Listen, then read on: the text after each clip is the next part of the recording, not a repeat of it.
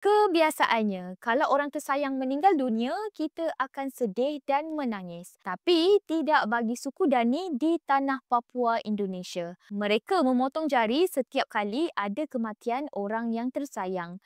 Bagi kita, ritual ini mungkin ekstrim dan gila, tapi bagi suku Dani, ini adalah tanda cinta dan tanda kehilangan.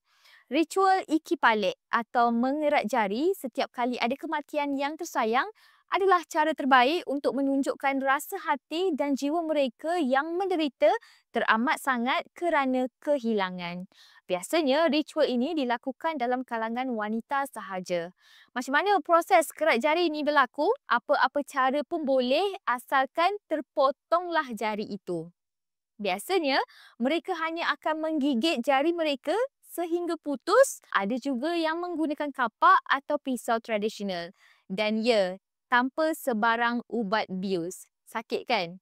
Tapi bagi mereka, tidak sesakit kehilangan orang yang mereka sayang. So, semakin banyak jari yang hilang, semakin banyaklah orang yang dia sayang pergi meninggalkannya. Inilah cara suku Dani Papua Indonesia meratapi kehilangan dengan mengerat jari.